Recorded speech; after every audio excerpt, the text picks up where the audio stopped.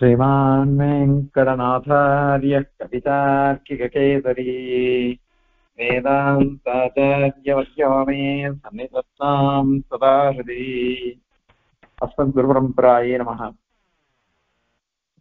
இந்த ஜீவசரத்துல இதுவரைக்கும் ஜீவன் யார்?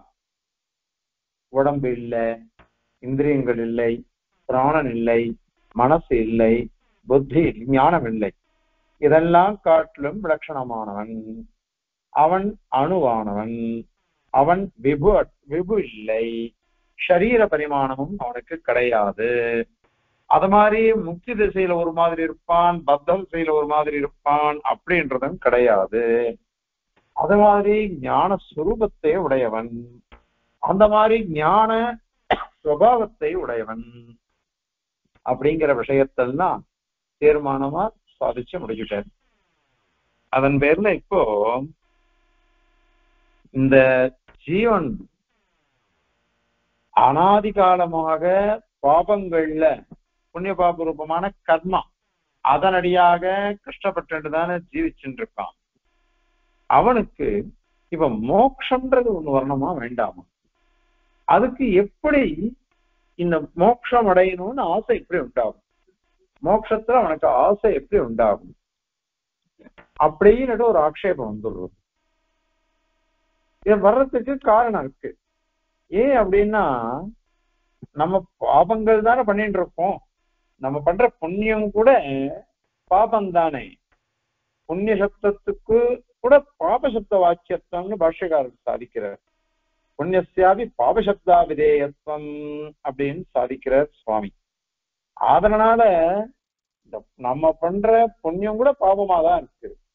இப்படி இருக்கிறதுனால நமக்கு எப்பொழுதும் இந்த மாதிரி கர்மாவை பண்ணிட்டு இருக்கிறதுனால நமக்கு எப்படி இது வரும் இது அப்படின்னு ஒரு கேள்வி வந்துடுறது. அதுக்கோசரம் இந்த ஸ்லோகத்தை சொல்லி ஆரம்பிக்கிறார். இந்த ஸ்லோகம் ஸ்ரீமத் ரகசிய திரைசாரத்துல உபோத்காதாதிகாரத்துல அற்புதமா சாதிச்சிருக்க. ஸ்ரீமத் ரகசிய திரைசாரம் காலக்ஷேபம் பண்ணவாளுக்கு அது தெரியும். அந்த விஷயங்கள் அது ஆச்சாரிய முகேன வாங்கிக்கணும். இப்போ அந்த விஷயத்தையே இங்கேயும் சாதிக்கிறார். அவ்வளவுதான். இதே ஸ்லோகம் அங்கேயும் இருக்கு, இங்கேயும் இருக்கு. அதனால இந்த முமுட்சுத்வம்ன்றது எப்படி உண்டாகிறது அப்படின்னு கேள்வி.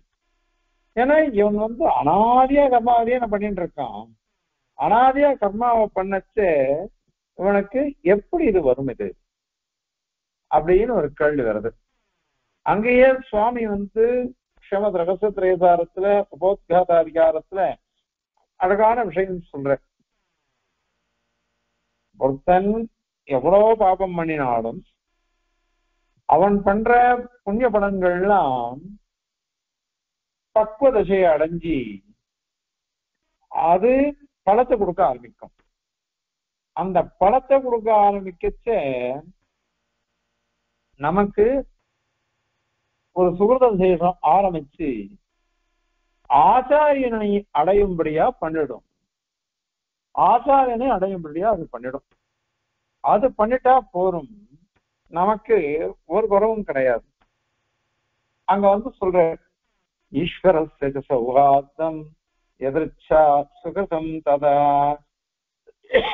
விஷ்ணு கடாட்சம் அத்வேஷம் ஆபிமுக்கியம் சாத்விகை சம்பாஷணம் ஷடேதானி சியாச்சாரிய பிராப்தி ஹேதவா அப்படின்னு சாதிக்கிறார்.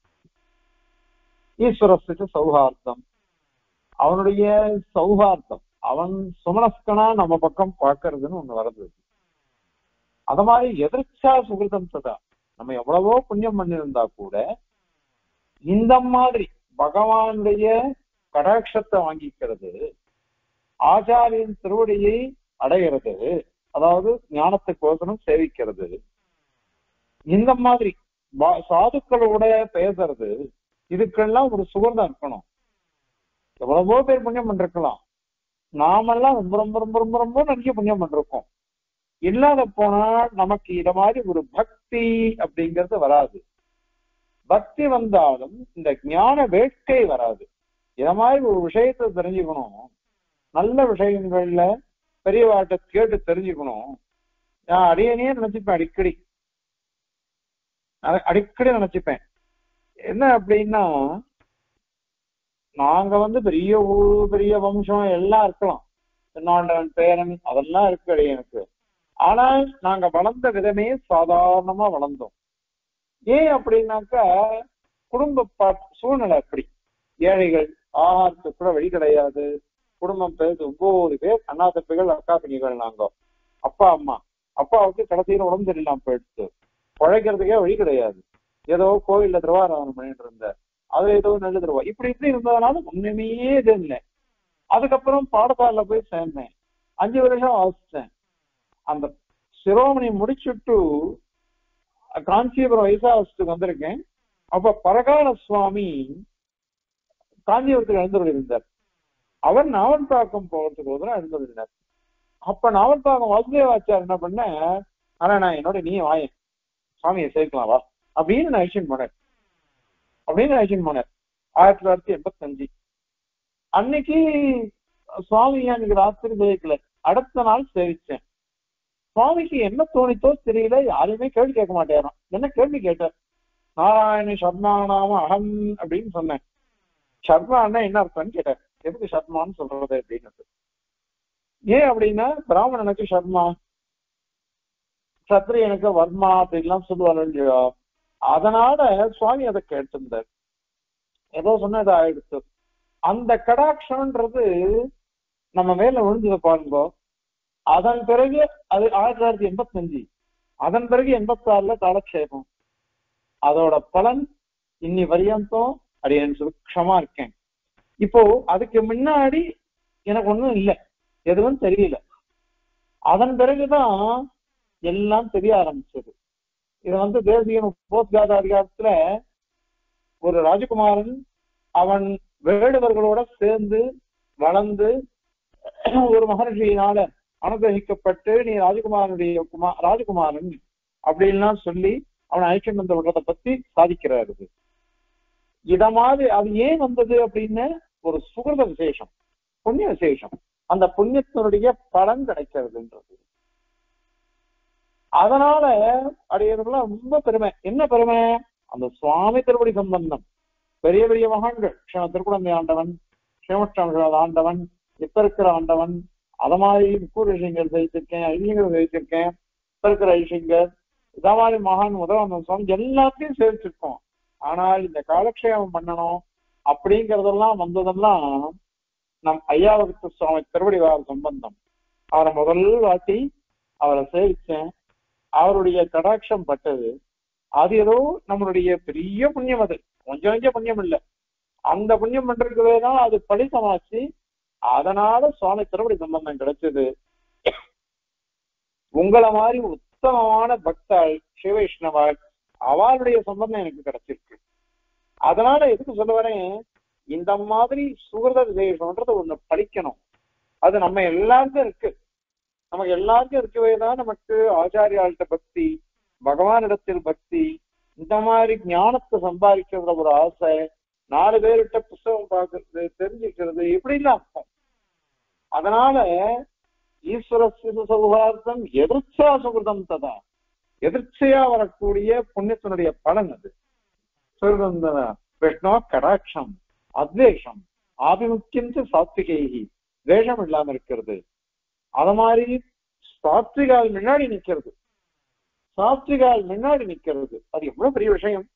சாத்விகால் கிடைக்கிறதே தர்சனாதேவ சாதவக, சாதுக்களை சேவிச்சுக்காலே போரும், அவளை பாதுகாலே நமக்கு பாபங்கள்லாம் கழிஞ்சு விடுறதே. நித்தியப்படி எத்தனை சிவவைஷ்ணவாலை நம்ம பார்க்கிறோம், எத்தனை சிவவைஷ்ணவாலை கை கூக்குறோம், சேவிக்கிறோம். இதெல்லாம் நமக்கு ஆச்சாரிய பிராப்திக்கு ஹேதுவா இருக்குது. சம்பாஷணம், அவளோட பேசுறது பாக்குறது உண்டு இல்லை, அந்த பாகவதால பாக்குறோம். சாத்விகாலான சிவவைஷ்ணவாலை பார்த்து சேவிச்சு அவளோட பேசின்லாம் இருக்கும். அந்த அனுகிரகம் எல்லாம் ஒன்னா சேர்ந்து ஆச்சாரியனை அடையறதுக்கு பண்ணி வச்சிடுறது, அடைய வைக்கிறது. அப்படி அடைஞ்சால்தான் நமக்கு ஞானம் வரும். அது தத்வித்தி பிரணிபாதேன பரிப்பிரஷ்னேன சேவையா உபதேக்ஷந்தி தே ஞானம் ஞானின தத்துவதர்ஷினா அப்படின்னுட்டு சுவாமி பெருமான் நமக்கு உபதேசிக்கிறார். அர்ஜுனனுக்கு உபதேசிக்கிற முகமாக நமக்கெல்லாம் உபதேசிக்கிறார். தத்வித்தி பிரணிபாதேன பரிப்பிரஷ்னேன சேவையா, இப்படி இருக்கணும். பிரணிபாதம் அப்படியே திருவடியில விழு. பெரியவாளை பார்த்தாலே விழணும் இருக்குது. பாகவதால பார்த்தாலே தண்டவத் பிரணமேத் புவி, வைஷ்ணவோ வைஷ்ணவம் இருக்கா தண்டவத் பிரணமேத் புவி. ஆச்சாரியால பார்த்தா சேவிச்சுட்டே இருக்கணும். சேவிச்சுட்டே இருந்தாதான் அவர் போதும்னு சொல்லணும். கிடாம்பி ஆச்சான் இவரோட பேரு எம்பெருமானாரோட காவேரி முதல் நாள் ஏகாதசி, அடுத்த நாள் சிரவண துவாதசி, உடம்பு துஞ்சி கிடக்கிறது எம்பெருமானாருக்கு. அவர் சேவிக்கிற திருக்கோட்டியூர் நம்பிகளை சேவிச்சுட்டே இருக்க. மணல் வெயில் மணல். திருக்கோட்டியூர் நம்பிகள் வாயை திறக்க மாட்டேன்ற. அந்த சமயத்துல கிடாம்பி ஆச்சான் பெய்ய ஆரம்பிச்சுட்டார். நேற்று ஏகாதசி உபவாசம், இன்னைக்கு துவாதசி உபவாசம், சிரவண துவாதசி உபவாசம், நாளைக்கு தான் பாருனேன், உடம்பு இப்படி மடிஞ்சு இருக்குது, இவர் போரும் சொல்ல மாட்டேன்றாரு. உடனே திருக்கோட்டியூர் நம்பிகள் போரும் அப்படின்னு. ஏன்னா இத மாதிரி சிஷ்யம் இருக்கானான்னு பார்த்துட்டு இருக்கேன், நீர்தான் அவருக்கு புக்ஷ சாய்க்கணும் அப்படின்னு. அதனாலதான் மான்யம் யதீஸ்வர மகானுச சம்பிரதாயம், மடப்பள்ளி வந்த மனம் இது நம்ம சம்பிரதாயமே. அந்த மாதிரி ஒரு ஆச்சாரியன் கிட்ட அப்படி இருக்கணும். எம்பெருமானார் அப்படி சேவிக்கிறார். அவர் கிரகஸ்தர் திருக்கோட்டியூர் நம்பிகள், இவரோ சன்னியாசி. ஆச்சாரியரா இருந்தாக்கா சேவிக்கலாம். பொதுவா நம்ம சித்தாந்தத்துல இது ஒரு விஷயம் இருக்கு. தென்னாச்சாரிய சம்பிரதாயத்துல அவ என்ன பண்றாருனாக்கா, யாரா இருந்தாலும் சேவிச்சணும் பரஸ்பரம் அப்படின்னு வச்சுட்டு இருக்கா. ஆனா நம்ம சம்பிரதாயத்துல மேல் ஆசிரமக்காரன் கீழ் ஆசிரமத்துக்கு சேவிக்கக்கூடாது. பிரம்மச்சாரி கிரகஸ்தனை சேவிக்கலாம், கிரகஸ்தன் பிரம்மச்சாரி சேவிக்க வேண்டாம். கிரகஸ்தன் வானப்பிரஸ்தன் சேவிக்கலாம், வானப்பிரஸ்தன் கிரகஸ்தனையோ பிரம்மச்சாரியோ சேவிக்க வேண்டாம். 3 பேரும் சன்னியாசியை சேவிக்கலாம், சன்னியாசி 3 பேரையும் சேவிக்க வேண்டாம். ஏன்னா உத்தமாசிரமம் மேல மேல உத்தமாசிரமம் அது. ஆனால் ஒரு ஆச்சாரியரா இருந்துட்டாக்க அந்த ஆச்சாரியரை சன்னியாசியா இருந்தாலும் சேவிச்சுதான் ஆகணும், கிரகஸ்தரா இருந்தா கூட. அது கிரமம். அதனால ஒரு சேவிச்சுட்டே இருக்கிறவர் அத்தனைக்கும் அவர் மூலமந்திர உபதேசம் திருமந்திர உபதேசம் பண்ணினவர். அவர் எப்பேற்பட்ட ஆச்சாரியர், மந்திரோபதேஷ்டாவாச்சே, சேவிச்சுட்டே இருக்கேன் எம்பெருமானார். அந்த மாதிரி தத்வித்தி பிரணிபாதேன அப்படின்னா அங்க எடுத்திருக்கிறது. அதனால இத மாதிரி இருந்தால் ஆச்சாரிய பிராப்திங்கிறது வருது. இது அனாதியானது இந்த கர்மான்றது. அதனால திருப்பி திருப்பி ஒரு அஜ்ஞானம் வரும், அஜ்ஞானத்தினால கர்மாவை பண்ணுவோம், கர்மாவை பண்றதுனால ஒரு வாசனை வரும், அந்த வாசனையினால திருப்பி கர்மாவை பண்றது, இப்படியே ஒரு சக்கரம் மாதிரி சுத்தின்னு இருப்போம். இதுதான் நம்மளுடைய ஜீவனமே. ஆனால் அதுல ஏதோ ஒரு பல விசேஷம், அந்த பலமானது சுகத விசேஷத்தினுடைய பலன் ஒர்க் அவுட் ஆயிடுச்சுன்னு வச்சுக்கோங்க, அது வேலை செஞ்சதுன்னாக்கா நமக்கு மகான்களுடைய சாநித்தியம் கிடைக்கும்.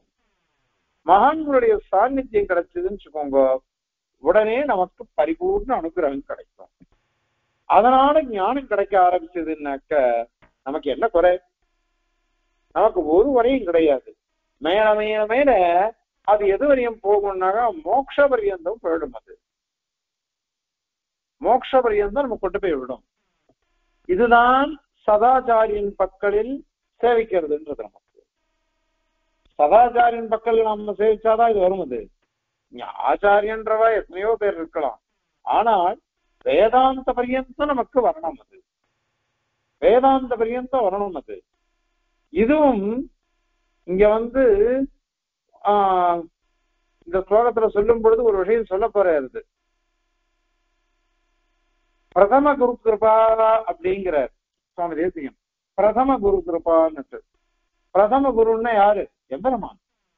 எம்பெருமானுடைய கிருபை, அந்த கிருபை வந்துருச்சுனாக்கா அது கூட சூழல் இடத்தினால்தான், அந்த ஆச்சாரிய சம்பந்தத்தினாலதான் அது வந்துருச்சுனாக்கா நமக்கு ஒரு குறையும் வராது. எல்லாம் நமக்கு பூர்ணத்துவம் தான் வரும். பூர்ணத்துவம் தான் நமக்கு வரும். அதனால இது எவ்வளவு தூரம் போகும்னாக்கா மோட்ச பரியந்தம் நமக்கு வரும். மோட்ச பரியந்தம் நமக்கு படத்தை கொடுக்கக்கூடியது இந்த பிரதம குரு கிருபா.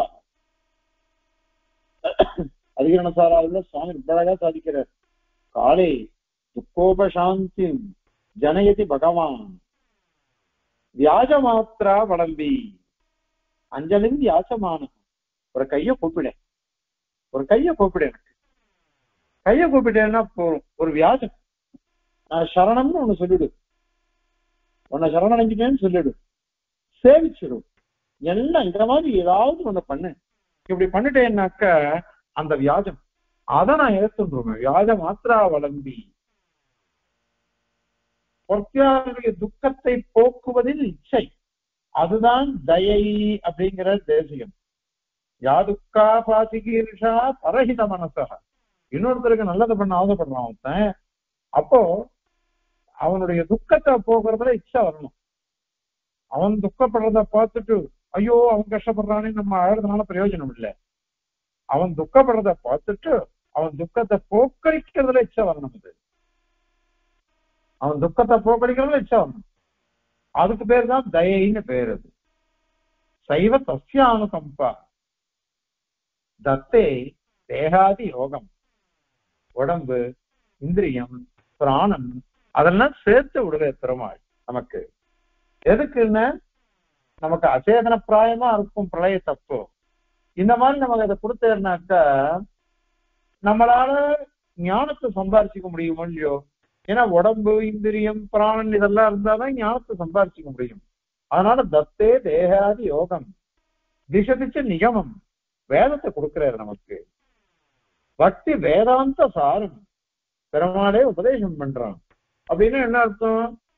பஞ்சராத்திரஸ்ய கிருஷ்ணஸ்ய வக்தா நாராயணஸ்வயம் பிரவக்தா சந்திரசாமக்தா பஞ்சராத்திரஸ்ய எஸ்வயம் அப்படின்லாம் சாய்க்கிறது. கமப்பியாத்தியம் குரும் வந்தே அப்படின்னு சாய்க்கிறார். கமப்பியாத்தியம் குரும் வந்தே. ஏன்னா அவன் தான் முதல் குரு இல்லையா? அதனால பக்தி வேதாந்த சாரம்.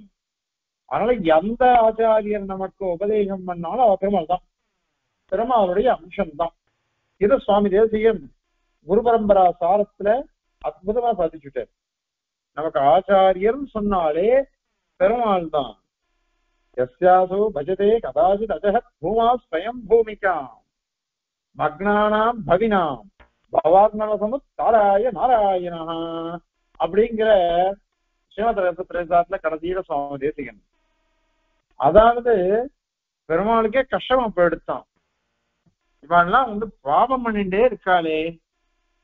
அப்ப அசுரர்கள், ராட்சசர்கள் அவெல்லாம் இருந்தா. அசுரர்கள், ராட்சசர்கள் அவெல்லாம் அப்ப இருந்தா. அவெல்லாம் அடிக்கிறதுக்கு பெருமாள் சஸ்திரபாணியா எழுந்தருளிட்ட. சஸ்திரபாணியா எழுந்தருளி எல்லாரையும் அடிச்சு சொல்லிவிட்டார். சோகமாப்படுத்து. ஏன்னா அது ரஜோகுணத்தை தான் எடுத்தது. ரஜோகுணத்தை அழிக்கணும். அதுக்கு சஸ்திரபாணி, ஆயுதபாணியா பெருமாள் அடிச்சுட்டார். ஆனால் இப்ப தமோ குணம், தமோ குணத்தை ஆயுதத்தினால தள்ள முடியாது. அதை ஞானத்தினாலதான் தள்ள முடியும். தமோ குணத்தை ஞானத்தினாலதான் தள்ள முடியும், ஆயுதத்தினால தள்ளவே முடியாது. அதனால பெருமாள் என்ன பண்ணாராம்? எஸ்யாசு பஜதே கதாச்சித் அஜஹத் பூமாஸ்வயம் பூமிகாம். ஆச்சாரிய வேஷம் தரிச்சுட்டான். அஜஹத் பூமாஸ்வயம் பூமிகாம். தன்னுடைய ரூபத்தை விடல, குணங்களை விடல, சுரூபத்தை விடல, எதையுமே விடல, எல்லாத்தையும் வச்சுட்டு வந்துட்டு பெருமாள் ஆச்சாரியனாக. ஏன் அப்படின்னா மக்னானாம் பவினாம். பவினா சம்சாரிகள் இவன்லாம் மக்னானாம், முழுகி போயிருக்கா. எங்க? பவார்ணம் சம்சார சாகரத்துல முழுகி போயிருக்காப்பா. அப்படிப்பட்டவாள சமுத்தாராய நாராயணா, சமுத்தாராய அவளை தூக்கி விடணுமா. அதுக்கோசரம் நாராயணன் சமுத்தாரணம் பண்றதுக்கோசரம் இத மாதிரி ஆச்சாரிய வேஷத்தை போட்டுண்டான். கருணே துரிதேஷு மாமகேஷு பிரதிகாரம் தரதுஜ்ஜயேஷு கிண்ணா கவச்சாயிதயா ஸ்வயைவ சார்கி விஜயஸ்தானமுபாஸ்ருதோ விருஷாத்ரிம். விஜயஸ்தானம் பெருமாள் வந்து திருவேங்கடமுடையான் திருவேங்கட மலையில மேல ஏறி நின்று இருக்க. ஏன் தெரியுமோ? யார் ஜெயிக்கிறவாளோ அவ தானே மேல நிற்பா. விஜயஸ்தானமா போயிடுத்தான் திருவேங்கட மாமலை. அது மேல அது ஏறி நின்றுட்டான். ஏன் அப்படின்னா அப்ப வந்து அப்ப சொன்ன பாருங்க, சஸ்திரபாணியா ஜெயித்தான். இப்ப சஸ்திரபாணியா ஜெயிக்க முடியல. என் பாபங்களுக்கெல்லாம் அவனால ஒண்ணுமே பண்ண முடியல. அதனால கவச்சாயிதையா துயைவ சாந்தி. அம்மா தயாதேவியே, ஆச்சாரியன்கிறதே தயைதான். தயை இருக்கவே தான் ஆச்சாரியனா வேஷம் எடுத்துக்கிறான் பெருமாள். ஆச்சாரிய வேஷம் வர்றது காரணம்னா தயை தான். அதனால தயைங்கிற ஆச்சாரிய வேஷத்தை எடுத்துட்டான். அதனால உபதேசம் பண்ணினான். உபதேசம் பண்ணவே நாங்க எல்லாம் பாபத்தை விட்டுட்டோம். பாபத்தை விட்டுட்டு பெருமாளை சரணடைஞ்சிட்டோம். அவன் எப்படி காமிக்கிறான்? கைய பாருங்க. பெருமாள் வலது திருக்கரம் தன்னுடைய திருவடியை காமிக்கும். இடது திருக்கரமும் தன் இடுப்பை காமிக்கும். திருவேங்கடமுடையான் என்ன அர்த்தம்? என் திருவடியில சரணடைஞ்சிடும். சரணடைஞ்சிட்டாக்கா உனக்கு சம்சார சாகனம் என்ன ஆயிடும்? இடுப்பளவு ஆயிடும். சுலபமா கடந்துள்ளான் அப்படின்னு காமிக்கிறான் திருவேங்கடமுடையான். அதனால விஜயஸ்தான உபாஸ்ருதோ விருஷாத்ரி. அதனால ஆச்சாரிய வேஷம் போட்டு தான் எழுந்தருள்றான்.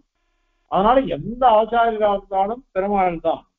தெரிஞ்சுக்கோங்க. அது ஐஷங்கரோ ஆண்டவனோ அல்லது பிரகால சுவாமியோ சயமாச்சாரியாலோ கௌண்டரிய சுவாமியோ யாரா இருந்தாலும் சரி, அவளுக்கு அவ ஆச்சாரியர்கள் பகவான். ஆச்சாரியர்னா பெருமாளை எழுந்தருளிருக்க.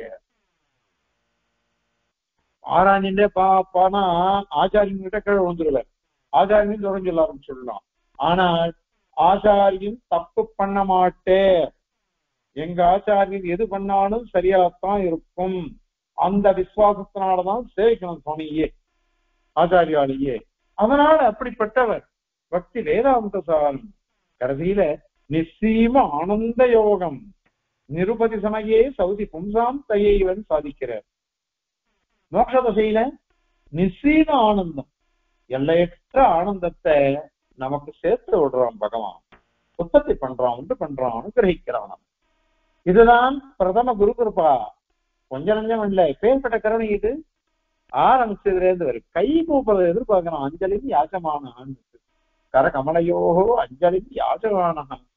நீ பிச்சை எடுக்கிறான். நான் கையை கூப்பிடேன், என்னை பார்த்து கையை கூப்பிடேன். நீ கையை கூப்பிட்டேன்னாக்கா நான் எல்லாம் பண்ணிடுவேனே. நான் காத்துன்னு இருக்கனே உங்களுக்கோசரம். உங்களுக்கோசரம் தானே நான் அவதாரம் எடுக்கிறேன். 9வது அத்தியாயத்தை சொல்றேன் பெருமாள் கீதையில. ஐயோ நான் இப்படி பிறக்கிறேன், அவதாரம் எடுக்கிறேன். எடுத்தா கூட எல்லாரும் என்ன நினைக்கிறா தெரியுமோ? சாதாரண 10ஓட 1 11 என்ன பாக்குறா. யாருமே என் சுரூபத்தை தெரிஞ்சுக்கலையே. நான் எதுப்போது நான் அவதரிச்சேன் அதையும் தெரிஞ்சுக்கல. எதுவும் தெரிஞ்சிக்காம என்னை சேவிக்க மாட்டேன்றா, சரணாகதி அடைய மாட்டேன்றா. நான் திமிரு பிடிச்ச அலையில. நான் சொல்றேன், அவளுக்கு உபதேசிக்கிறேன், எல்லாம் பண்றேன், எல்லாம் பண்ணி அவன் கூட இப்படி இருக்காளே. அர்ஜுனனுக்கு 18 அத்தியாயம் உபதேசம் பண்ணார். எல்லாம் ஆச்சு, எல்லாம் ஆச்சு. அப்புறம் யுத்தம் 14ஆம் நாளோ 15ஆம் நாளோ அபிமன்யு சுட்டு போடுறான். வதான் ஆயிடுறது. அபிமன்யு வதான் ஆனவன்னு அர்ஜுனன் விழுந்து விழுந்து அழுந்தானோ. விழுந்து விழுந்து அழுச்ச பெருமாள் அப்புறம் விழுந்து விழுந்து அவர் எழுது, அர்ஜுனா நீ எதுக்கு எழுற, என் புள்ள போயிட்டான்னு. கிருஷ்ணா நீ எதுக்கு எழுற, 18 அத்தியாயமே வீணா போச்சே, இவ்வளவு உபதேசம் பண்ணனே, இப்படி அழகா நீனே அப்படின்னு பெருமாள் கஷ்டப்பட்டுட்டேனா. எல்லாருக்குமே இப்படிதானே இருக்கு. லௌகிக விஷயம், ஆமுஷ்மிக விஷயம் அதுதான். மோட்ச விஷயத்திலேயோ பகவத் விஷயத்திலேயோ யாருக்கும் வரலையே. அதனால பெருமாள் கஷ்டப்படுறாரு. இப்படிலாம் இருக்காளே வாழலாம் அப்படின்றாரு. ஆகையினால பிரதம குரு கிருபா அவன் அப்படி அனுகிரகிக்கிறதுக்கு சித்தமா இருக்கான். அவன் அப்படி சித்தமா இருக்கிற எம்பெருமான் கிட்ட நாம எப்படி இருக்கணும்? அதனால இதுதான் நமக்கு எவ்வளவோ பாபங்கள் பண்ணியிருந்தாலும் அதனுடைய பலன் புண்ணிய பலம்னா ஏதோ ஒண்ணும் வேலை செய்ய ஆரம்பிக்கும். அது வந்ததுன்னாக்கா நமக்கு நல்லதை உண்டு பண்ணும். ஒரு ஆச்சாரியனை அடைய வைக்கும். ஆச்சாரியனை அடைஞ்சிட்டாக்கா அவர் ஞானத்தை போதிப்பார், ஞானத்தை உபதேசிச்சு அவளை நல்ல நிலைக்கு கொண்டு போவார், உபாயத்தை அனுஷ்டிக்க வைப்பார். அனுஷ்டிக்க வச்சாக்கா அதுக்கப்புறம் நமக்கு மேல மேல மேல மோட்ச பரியந்தம் வந்துடும். அது அதுவும் எப்படின்னாக்கா எல்லாரும் ஒத்துண்டு இருக்கா, எல்லா சித்தாந்தத்திலையும் இந்த இதை ஒத்துண்டுதான் ஆகணும். கர்மா தத்துவம் இருக்கு பாருங்க, இந்த கர்ம தத்துவத்தை எல்லாரும் அங்கீகரிக்கணும். இந்த கர்மா இருக்கிறது உண்மை, பாபம் இருக்கிறதும் உண்மை, புண்ணியம் இருக்கிறதும் உண்மை. அந்த புண்ணியம் இருக்கிறதுனாலதான் நமக்கு அது பலத்தை கொடுக்க ஆரம்பிக்கச்ச பக்குவ திசையில நமக்கு இத மாதிரி நல்லது வருது. அது அந்த ஏன்னாக்கா ஏற்கனவே சொல்லிட்டோம், தேகமே ஆத்மா இல்லை, இந்திரியமே ஆத்மா இல்லை, மனசே ஆத்மா இல்லை, இதெல்லாம் காட்டிலும் லட்சணமானவன் ஆத்மா அப்படின்னு சொல்லியிருக்கோம். அப்படி இருக்கிறதுனாலதான் புனர்ஜன்மான்றது நமக்கு வருது. இந்த கர்மாவெல்லாம் இருக்கிறதுனால நமக்கு புனர்ஜென்மாவும் வருது. எத்தனை ஜென்மாக்கள், நிறைய ஜென்மாக்கள் வருது. அது இந்த ஜென்மாக்கள்லாம் வந்ததுன்னு வச்சுக்கோங்க, இதுல அந்த புண்ணிய பலன் சொன்னவன் கர்ம பலன் பக்குவ செய்யற கொடுக்கறதுன்னுட்டு அதுவும் பலவிதம் இருக்கும், பலவிதம். ஆனால் இந்த ஆச்சாரியனை அடைந்து உபதேசம் வாங்கிக்கிறது அப்படிங்கிறது இருக்கு பாருங்க, அது எல்லாருக்கும் வராது, எல்லாருக்கும் வராது. அதுவும் சில பகவத் கிருபா இருக்கணும் அதுல. மாதிரி அந்த மாதிரி இருந்தாதான் வரும், அத மாதிரி ஒரு புண்ணியமா இருக்கணும். அப்படி இருந்தாதான் அது எது எப்படிப்பட்டது யாருக்கும் தெரியாது. சர்வேஸ்வரனுக்கு ஒண்டிதான் அது தெரியும், சர்வேஸ்வரனுக்கு ஒண்டிதான் தெரியும். அந்த மாதிரி வந்ததுன்னாக்கா பலவிதமான கர்மாக்கள், அதுல ஏதோ ஒரு சுகிருத விசேஷம், அந்த சுகிருத விசேஷத்தினுடைய லேசம் குறைவு உண்டு, அது பக்குவ திசையை அடைஞ்சதுன்னாக்க அப்ப இவனுக்கு பகவானுடைய கருணை கிடைச்சி ஆச்சாரிய சம்பந்தமும் கிடைச்சி அதுக்கப்புறம் வரிசையா நல்லது வர ஆரம்பிக்கும். இது கூட எப்படின்னாக்கா நம்மளுடைய புண்ணியம், அந்த புண்ணியத்தினால நமக்கு ஒரு நல்லது வருது. அதுக்கப்புறம் நம்ம பெருமாளை நினைக்கிறோம், ஆச்சாரியா நினைக்கிறோம், சேவிக்கிறோம், எல்லாம் பண்றோம். அந்த சமயத்துல பெருமாளுக்கே வரதான் யமேவ ஏஷ வருணதே தேன லப்யா அப்படின்னு ஒத்த பக்தி பண்ண ஆரம்பிச்சான். அந்த பக்தி பண்ண ஆரம்பிச்சோம்னா அதனால அவனுக்கு பிரீதி உண்டாகிறது, பகவானுக்கு பிரீதி உண்டாச்சுன்னா அவன் வரிப்பான். அப்படி வரிச்சான்னாக்கா அவனுக்கு பெருமாள் மோட்சத்தை கொடுக்குற, எல்லா அனுகிரகத்தையும் பண்ற. இது நாம சொல்லல, கடோபுரம் சொல்லி கொடுத்துட்டு போயிருக்கு நமக்கு. அது மாதிரி முண்டகோபுரம் தான் அந்த வார்த்தையை சொல்றது. அது இதுல கூட சரி எல்லாருக்கும் அந்த மாதிரி வருமா அப்படின்னா எல்லாருக்கும் வராது, அது எல்லாருக்குமே வராது. இது சுலபமா எல்லாருக்கும் வந்துடாது. அப்படியே வந்தாலும் எல்லாரும் தெரிஞ்சுக்கிறாளா? எத்தனையோ பேர் காலக்ஷேபம் பண்றா, எத்தனையோ பேர் காலக்ஷேபம் சாதிக்கிறா. ஆனா அத்தனை சைவ வைஷ்ணவானும் போய் கேட்டு இருக்காளா? அத்தனை சைவ வைஷ்ணவானும் போய் காலக்ஷேபம் சாய்க்கிறேன்னு உட்காந்து கேட்பாளா? எல்லாரும் கேட்கறது இல்லையே. ஏன்னா அது அவளுக்கு வரணும் அந்த எண்ணம். அந்த மாதிரி காலக்ஷேபம் பண்ணவ அத்தனை பேரும் தான் உபாயத்தை அனுஷ்டிக்கணும். ஒரு பெரிய மகான், அந்த சுவாமி தனக்கு சமம் யாருமே இல்லையே ஆச்சாரியால், அப்படி இருக்கச்சு நாம எப்படி யாருக்கு போய் உபாயத்தை அனுஷ்டிக்கிறது அப்படின்னுட்டு கிட்ட எந்த ஆச்சாரியும் பரணியாதான் படிக்கா பண்றேன். அப்புறம் கோழியானந்த சுவாமி எழுந்துள்ள நேரம், அந்த கோழியானந்த சுவாமிய முதல் நாள் அவர்கிட்ட பேசிட்டு போனார். அடுத்த நாள் சேவிச்சார், அதுக்கு அடுத்த நாள் குடும்பத்தோட சேவிச்சார். அதுக்கப்புறம் தன் குடும்பத்தோட பரணியானந்த போயிட்டார். ஏன்னா எல்லாருக்கும் இந்த ஈகோ ப்ராப்ளம் இருக்கு பாருங்க. அது கொஞ்சம் ப்ராப்ளமா இருக்கும். ஆச்சாரியாள்னு பார்த்தாக்கா அவ சர்வஜாலாவே தெரியுவா. அதே என் ஞானம் முன் ஞானம் அப்படின்னு பார்த்துட்டோம்னு வச்சுக்கோங்களேன், அப்ப அந்த இந்த இது வராது. ஐயோ அவளுடைய ஞானத்தை பத்தி வராது, பர்சனாலிட்டி ஒண்டிதான் பார்ப்போம். அந்த व्यक्तित्वம் அவருக்கு என்ன தெரியும் அப்படின்ற மாதிரி தான் நம்ம பார்ப்போம். அதே ஆச்சாரியம் ரூபமா பார்த்தோம்னு வச்சுக்கோங்க, அந்த சமயத்துல சேவிக்கணும்னு தான் தோணும், சேவிக்கணும்னு தான் தோணும். அவ என்ன சொல்றாளோ அது அத்தனையுமே இதுல சொல்ற வெககேந்திர சமிதையில யோ யோ ஜல்பக ச மந்திரஹ அப்படிங்கிறார். வெககேந்திர சமிதையில இந்த வாக்கியம், ஒரு ஸ்ரீவைஷ்ணவன் எதை உளறினா கூட அது மந்திரம் தான். அது உளர மாட்டார் அவர். அவர் வாயை திறந்தாலே பெருமாள் நாமாக்கள் தானே வரும். அதனால அதெல்லாம் மந்திரம் தான், அதெல்லாம் மந்திரம் தான். அது அப்படி மந்திரங்களா இருக்கிறதுனால அவர் என்ன சொன்னாலும் எடுத்துக்கணும். இது ஒரு ஸ்ரீவைஷ்ணவனுக்கே அப்படின்னாக்கா ஒரு ஆச்சாரியருக்கு எப்படி இருக்கும், அவர் என்ன சொன்னாலும் நமக்கு உபதேசம் தான், அந்த மாதிரி எடுத்துக்கணும்.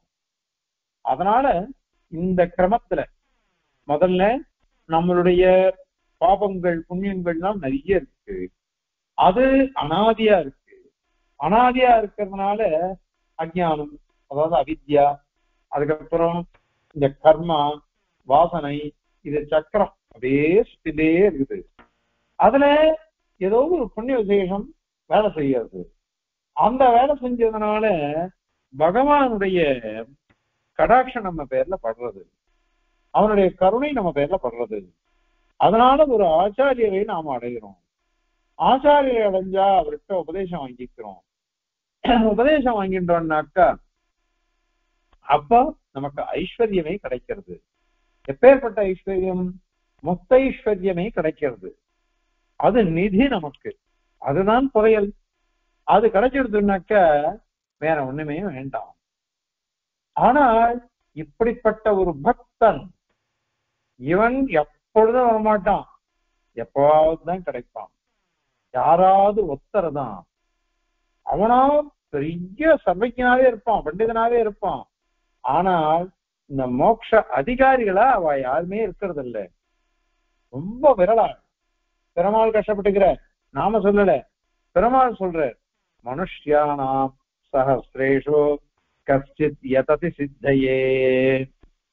மனுஷால 1000 பேர்ல ஒத்தந்தான், எவனோ ஒத்தந்தான் சித்தி வேணும்னு பிரயத்தனப்படுவான்.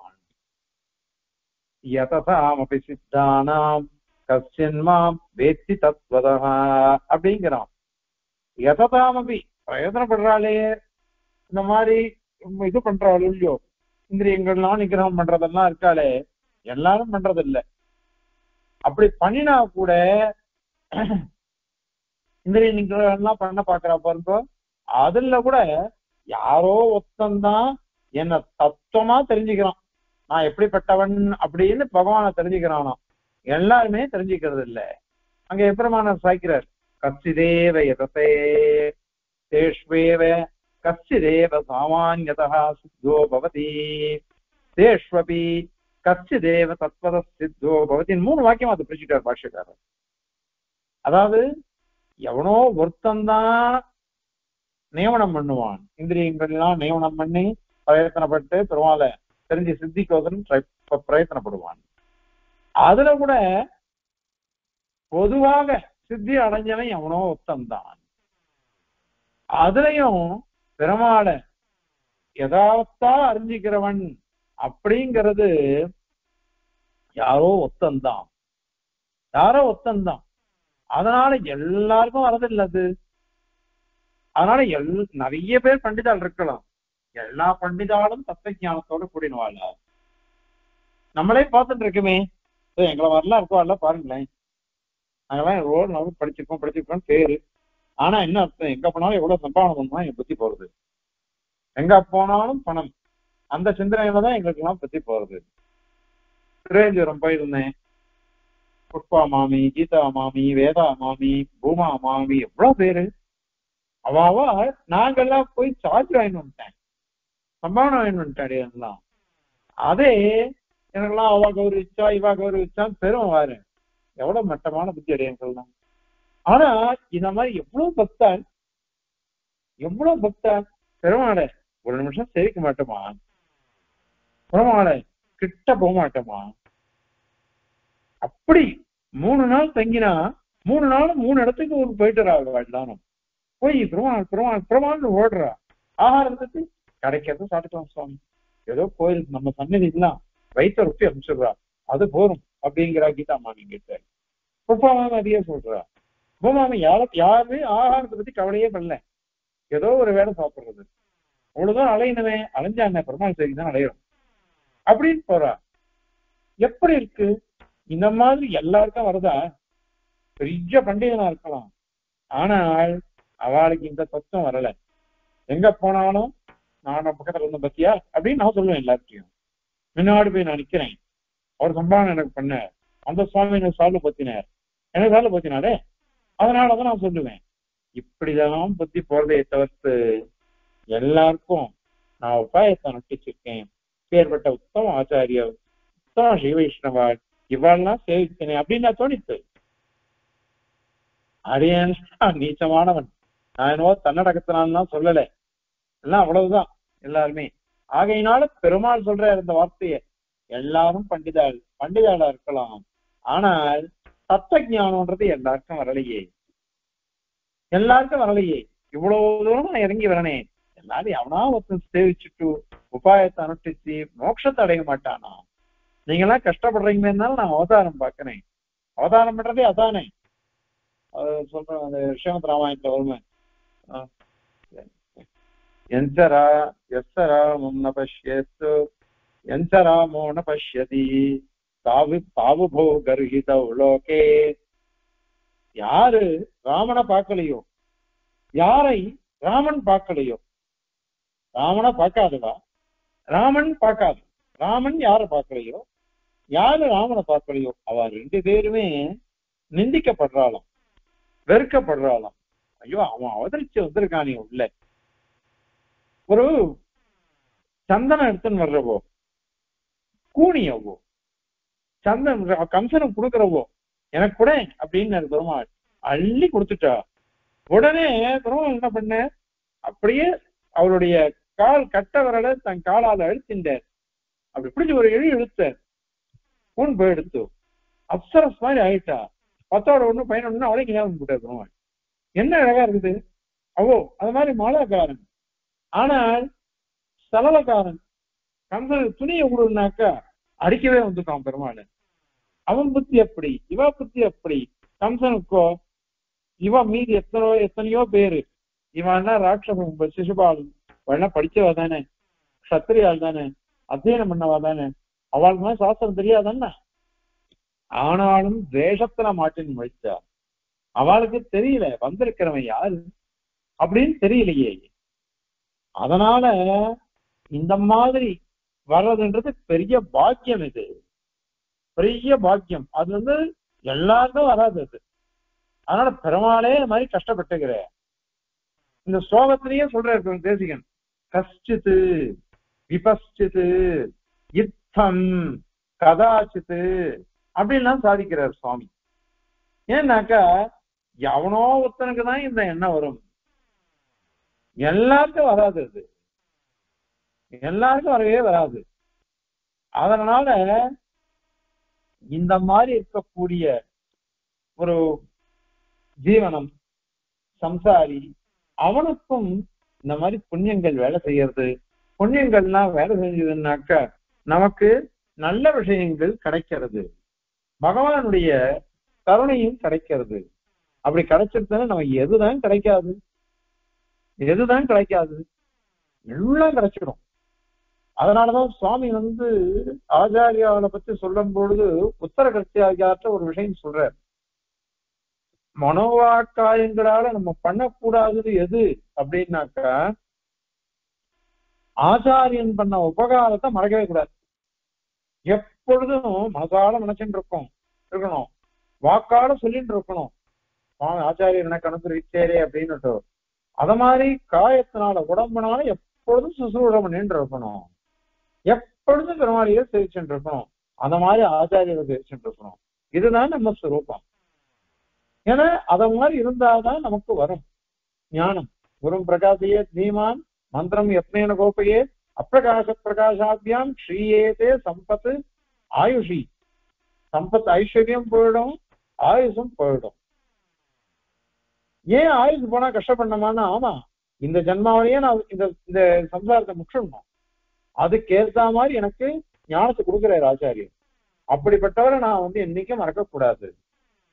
அதனால குருவை எப்பொழுதும் ஆச்சாரியரை எல்லார்ட்டையும் பெருமைப்படுத்தணும். அந்த மாதிரி அவர் சொன்ன மந்திரத்தை என்னைக்கும் ரகசியமா வச்சுக்கணும். அவருடைய அனுமதி இல்லாம எல்லாருக்கும் சொல்லக்கூடாது, உபதேசம் பண்ணக்கூடாது. இந்த கிரமம் வச்சுக்கணும்.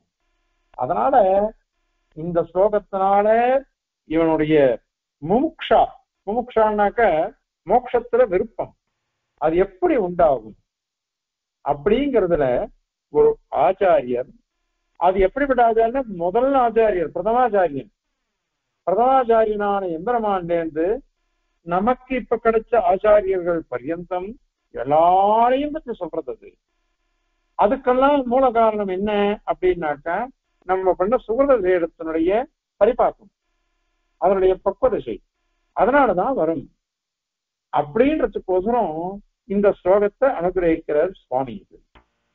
இது பாருங்க, கர்மா வித்யா சக்கரே பிரதி புருஷமிக அநாதி சித்திர பிரவாஹே தத்தத்காலே விபக்தி பவதி விவிதா சர்வ சித்தாந்த சித்தா தல்லப்த ஸ்வாவகாச பிரதம குரு கிருபா கிருஷ்யமானः கதாசித் முக்தைஸ்வர்யாந்த சம்பன்னிதிரபி பவிதா கஸ்திரித்தம் விபஸ்தித்.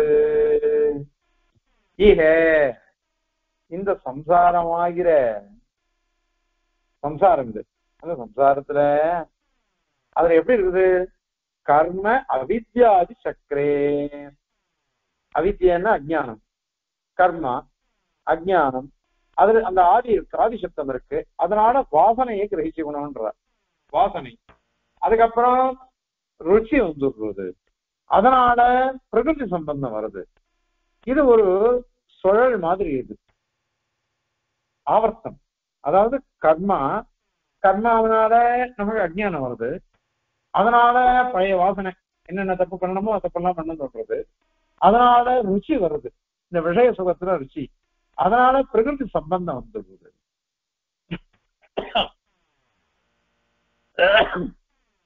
பிரகிருதி சம்பந்தம் வந்துருச்சுன்னு வச்சுக்கோங்க, அவனால மீண்டு வர்றது ரொம்ப கஷ்டம். அதனால இது ஒரு சுழல், இந்த சுழல்ல மாட்டின்ட்டான் அவன். அப்படி இருக்கச்ச பிரதி புருஷன் ஒவ்வொருத்தருக்கும் இப்படிதானே லோகத்துல எல்லாருமே. யாரு சந்தோஷமா இருக்கா? இன்னைக்கு பார்த்தேன் பேஸ்புக்ல ஒருத்தன் சொல்றான், உன்ன மாதிரி நான் ஜாலியா இருக்கணும்னு ஆசைப்படுறேன், நீ எப்படி இருக்கேன்னா, நான் ஜாலியா இருக்கேன்னு யாரு உனக்கு சொன்னா அப்படின்னு. இன்னொரு ஏன்னா எல்லாருக்கும் பெருமாள் அவளுக்கு ஏற்ற மாதிரி ஒரு கஷ்டத்தை கொடுக்குறேன். எல்லாருக்கும் ஒரு கஷ்டம் இருக்கு, எல்லாருக்கும் சுகம் இருக்கு. இந்த சுகம் அப்படின்றது கூட இந்த இதுலயே பின்னாடி சொல்ல போறாரு. இதெல்லாம் ஒரு சொட்டு விஷத்தை தேனில கொண்டு நம்ம கொடுத்தாக்கா அது தேன் இனிப்பாவா இருக்கும், அது இனிப்பாதான் இருக்கும், ஆனா உடம்பு கெடுதல் தானே. அந்த மாதிரி சம்சார சுகம் சாதிக்க போறாரு பின்னாடி. அதனால அனாதி சித்திர பிரவாகே சதி, ஒவ்வொரு ஜீவனுக்கும் அனாதியா இது பரஸ்பர விலட்சணம் இருக்குது. ஒரே தப்பு பண்றோம், நானும் ஒரு தப்பு பண்றேன், என்ன மாதிரி இருக்கவன் இன்னொருத்தனும் அதே தப்பு பண்றான். ஆனால் 2 பேர் தப்புக்கும் ஒரு வைலட்சண்யம் இருக்கு, வேறுபாடு இருக்கு. அதுக்கேற்ற மாதிரி பலனும் ஒரு மாதிரி இருக்காது. அதனால இந்த கர்ம பிரவாகம் அது பாட்டுக்கு இருந்துட்டேதான் இருக்கு.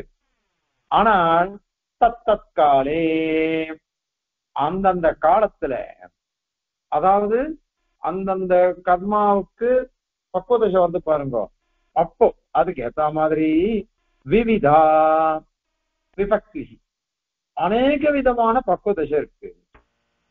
பக்குவதசைன்னு பலனை கொடுக்கிற நிலை தசை. அதாவது நம்ம எவ்வளவோ புண்ணியங்கள் பண்றக்கலாம், எவ்வளவோ பாப்பங்கள் பண்றக்கலாம், அவைகள் தான் பலனை கொடுக்கறது. அந்த பலனை கொடுக்கறதுல கூட எல்லாருக்கும் எல்லா சித்தாந்திகளும் அந்த ஒத்துன்னு இருக்கா. அது வேறு வேறு விதமான பலனை கொடுக்கும். அது சர்வ சித்தாந்த சித்தாகி பவதி. எல்லா சித்தாந்திகளுமே அதை அங்கீகரிச்சிருக்கா, எல்லாரும் ஒத்துன்னு இருக்கா. இதுக்கு முன்னாடியே 9வது ஸ்லோகத்துல பார்த்திருக்கோம், ஞாபகம். எல்லா சித்தாந்திகளும் ஒத்துன்னு இருக்கா. என்ன சர்வதந்திரா விகீதான்னு வரும். அதாவது எல்லாருமே ஒத்துன்னு இருக்கா.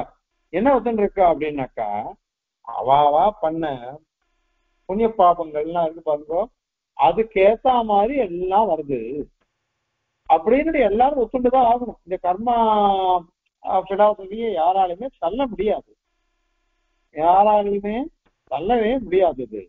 அதை அங்கீகரிச்சுதான் ஆகணும். அங்கீகரிதான். அதான் 8வது ஸ்லோகம். சித்திரை கர்ம பிரவாகி எத்தனை விஷமதா சர்வதந்திரா விகீதா. எத்தனை விஷமதா நம்ம பிரயத்தனம் பண்றோமே, அதுக்கு ஒவ்வொருத்தரும் ஒவ்வொரு மாதிரி பிரயத்தனம் பண்றோம். அந்த பிரயத்தனம் படிக்கிறதுன்றது கூட சரி, ஒவ்வொருத்தருக்கும் ஒவ்வொரு மாதிரி இருக்குது.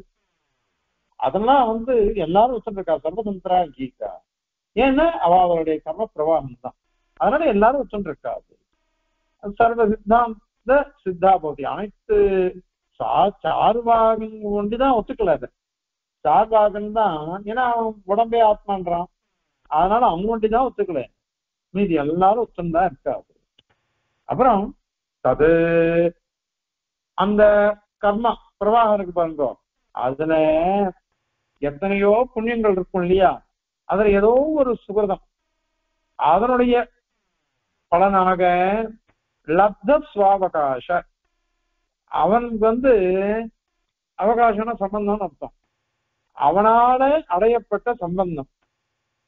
என்ன சம்பந்தம்? பிரதம குரு கிருபா. நான் ஏதோ புண்ணியம் பண்றேன், அந்த புண்ணியத்தினுடைய பலனானது வேலை செய்யறது. அப்படி வேலை செய்யும் பொழுது பிரதமாச்சாரியனான எம்பெருமானுடைய கிருபையானது எனக்கு சில விஷயங்களை எடுத்துட்டு வைக்கிறது. என்னத்த? கிரஹ்யமான விஷயீகரிக்கிறது. அதாவது பகவானுக்கு நான் கருணைக்கு விஷயமாயிட்டேன்னு அர்த்தம். கருணைக்கு விஷயமாயிட்டோம் நம்ம எல்லாரும் அப்படிதான். அப்படி கருணைக்கு விஷயமாகவே தான் ஆச்சாரிய சம்பந்தம், ஆச்சாரியர்கிட்ட பரநியாசம் தான் நம்ம அனுஷ்டிச்சிருக்கோம். அதனால அப்படி பண்ணினா பெருமாளால விஷயீகரிக்கப்பட்டவன், கருணையினால விஷயீகரிக்கப்பட்டவன், அனுகிரகிக்கப்பட்டவன், பிரசாதிக்கப்பட்டவன். அப்படிப்பட்டவன் கதாசித்து, அது கூட எப்பயாவது தான். அவன் அனுகிரகிச்சாவன்னு நம்ம பண்ணிடுவோமா? எவ்வளவோ பெருமாள், அதான் பெருமாள் கஷ்டப்பட்டுக்கிறேன் சொன்ன முடியும். கிருஷ்ணாவதாரமோ ராமாவதாரமோ எவ்வளவோ அவதாரம் எடுத்த, எல்லா அவதாரத்தையும் எல்லாருக்கும் செய்யிட்டாளன்னா. அதனால கதாச்சித்து எப்பவாவது ஒருத்தன் தான், கச்சித்து யாராவது ஒருத்தன், விபஸ்தித்து, விபஸ்திதுன்னாக்க தத்துவஞானத்தை உடையவன். அதாவது அலசி ஆராய்ச்சி இதுதான் சரி அப்படின்னு தெரிஞ்சிட்டவன். சிவவைஷ்ணவன் பராசரப்பட்டிருக்க கேட்ட ஒருத்தர் வைஷ்ணவர், ஒரு சிவவைஷ்ணவன் எப்படி இருப்பான்? கொக்கை போல் இருப்பான், கோழியை போல் இருப்பான், உப்பை போல் இருப்பான், உண்மை போல் இருப்பான் அப்படின்னு சொல்லிட்டு போயிட்டார். அந்த மாதிரி எல்லாம் நம்ம அலசி ஆராய்ச்சி, சிவவைஷ்ணவன்றவன் பகவானே பரதேவதை, அவனையே சித்தோபாயம், அவனை சரணடைவதுதான் சாத்தியோபாயம் அப்படின்னு தெரிஞ்சு நம்ம அனுஷ்டிக்கிறோம் இல்லையோ, அது விபஸ்திது. இத்தம் இவ்வாறாக இதே மாதிரி எப்படி முக்தைஸ்வர்ய சம்பன்னிதிரபி பவிதா. முக்தைஸ்வர்யம் முக்தியில, அதாவது முக்தி தசையில முக்தன் அடையணும் பாருங்கோ ஐஸ்வர்யம். அது என்னது? ஸ்வராஜ்யம் அர்த்தம். ஸ்வராஜ்மவதி அப்படின்னு கர்ம சம்பந்தமற்றவனாக எம்பெருமானுடைய திருக்கல்யாண குணங்களையும் அவனுடைய திவ்யாத்ம சுரூபத்தையும் பாகவதாவுடைய சுரூபத்தையும் ஆனந்தமா அனுபவிக்கிறவன். இதுதான் முக்த ஐஸ்வர்யம், அதுதான் சம்பத்து. அந்த முக்த ஐஸ்வர்யம், முக்தன் அனுபவிக்கக்கூடிய ஸ்வராஜ்யமாகிற ஒரு ஐஸ்வர்யம் இருக்குதே, அதுதான் பெரும் செல்வம். சம்பன்னிதி, அதுதான் பெரும் புதையல் மாதிரி அது நமக்கு கிடைக்கிறது. அபிபவிதா அதை உடையவனாக ஆயிடுவான் அப்படின்னு சாதிக்கிறார். அதனால என்னாச்சு, இப்போ இவன் எப்படிப்பட்டவனா இருந்தாலும் அவனுடைய புண்ணிய விசேஷம் வேலை செஞ்சதுன்னாக்கா பகவானுடைய கருணை கிடைக்கிறது. பகவானுடைய கருணை கிடைச்சதுன்னாக்கா சதான பிரதம குருப்பா பிரதம குரு கிருப்பான்னு சொன்னதுனால இப்ப இருக்கிற ஆச்சாரியருடைய திருவடி வார்த்தையும் அவன் அடங்கிடுவான். அவரை சேவிச்சு அவர்கிட்ட ஞானத்தை சம்பாதிச்சிருந்தான்னாக்கா இவனுக்கு மேல மேல கிடைக்கும். ஆனால் இங்க கதாச்சிது அப்படின்னு ஒரு பதம், கஷ்டிது அப்படின்னு ஒரு பதம், விபஸ்சிது அப்படின்னு ஒரு பதம், இந்த 3 பதங்களும் ஒன்னா சேர்ந்து என்ன சொல்றதுன்னாக்கா வாசுதேவ சர்வமிதி ச மகாத்மா சுதுர்லபகா அப்படின்னு சொன்னீங்க இல்லையோ பெருமாள், அது சொல்லப்படுறது. சுதுர்லபன் இப்படிப்பட்ட ஒரு மகாத்மா கிடைக்கவே மாட்டான் அப்படின்னு பெருமாள் அவர் காலத்துல கஷ்டப்பட்டுக்கிறார். துவாபர யுகத்துல கஷ்டப்பட்டுக்கிறார். அப்படியானாக்கா கலியுகத்துல அதனால அது மட்டும் இல்ல, 5வது அத்தியாயத்துல நம்ம சொல்லும் பொழுது இல்ல இத 4வது அத்தியாயம் மறந்து போயிடுச்சு சொல்லும் பொழுது இந்த மாதிரி பக்தி யோக நிஷ்டெல்லாம் விரலாயிட்டா, விரலா ரொம்ப குறைஞ்சு போயிட்டாலேன்னு பெருமாள் கஷ்டப்பட்டுக்கிறார். அவர் காலத்திலேயே குறைஞ்சிட்டாருன்னா இப்ப எப்படி இருக்கும்? அதனால கதாச்சித்து எப்பயாவது ஒரு சமயம் தான் இத மாதிரி ஒருத்தன் வருவான், யாராவது ஒருத்தன் தான் வருவான். அது மட்டும் விபஸ்ஸுதா வருவான். விபஸ்ஸு ஒரு அறிஞன், அப்பேற்பட்ட அறிஞன் அப்படின்னு சொல்றதுனால இந்த மோட்சத்துக்கு ஆசைப்படுறவான்றவ ரொம்ப குறைவு. எல்லாருமே இந்த ஐகிக பலன் ஆமஸ்மிக பலன் தான். அது இன்றோ நாளையோ ஓவென்று நகை செய்கின்றானே தேவபெருமாள் போய் கேட்கிறார், நான் சரணடைஞ்சிட்டேன் மோட்சம் கொடுன்னு. மோட்சம் கொடுக்கலன்னு ஏத்த தேகாவசானியமாம் அப்படின்னு தேலாம் பேசிக்கணும். இந்த உடம்பு எப்ப முடியறதோ அப்போ ஒண்ணு உடனே இன்றோ நாளையோ ஓவென்று நகை செய்கின்றானே, ஏன் இத மாதிரி இருக்க நீ அப்படின்னு பரிகாரம் பண்றான் பெருமாளே. நான் கொடுக்கிறேன்னு சுத்தமாகிட்டு நீ இந்த உடம்பு முடியுச்சேன்ற பாரு நீ அப்படின்னுட்டு தேசிகனே ஆத்த பிரபத்தி பண்ண வேண்டாம், திருப்த பிரபத்தி பண்ணணுமோன்னு சொல்லிட்டு போயிட்டேன். ஏன்னா அதுக்கு மகா விசுவாசம் வேணும். அதனால ஆத்த பிரபத்தி வேண்டாம் அப்படின்னு சாதிச்சுட்டேன். இந்த காலத்துல ஆத்த பிரபத்தி யாருக்கும் மகா விசுவாசம் வராது. திருப்த பிரபத்தின்னாக்கா இப்ப நம்ம எல்லாம் பண்ணிக்கிறது திருப்த பிரபத்தி, இந்த உடம்பு முடிச்சேதான் அப்படின்னு. அதனால இது விசேஷம். அதனால இந்த ஸ்லோகத்தினால சொல்லப்படுறது எப்படின்னாக்கா முக்தியில் இச்சை உண்டாகிறதுக்கு எப்படி காரணம் கேது அத சொல்றேன் இங்க. முமுக்ஷத்துவ ஹேது அப்படின்னு போடுங்க. முமுக்ஷுத்தத்தை அடைவதற்கு ஹேது அப்படின்னு போடுங்க தலைப்பது. ஸ்லோகம் பாருங்க.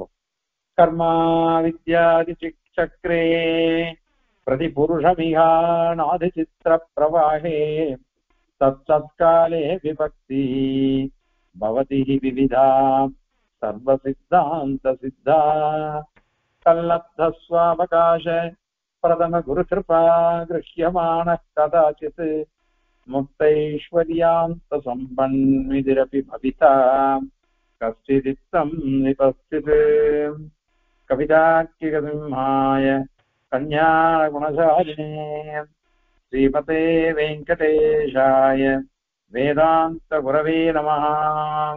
அஸ்மத் குரு பரம்பராயே நமः.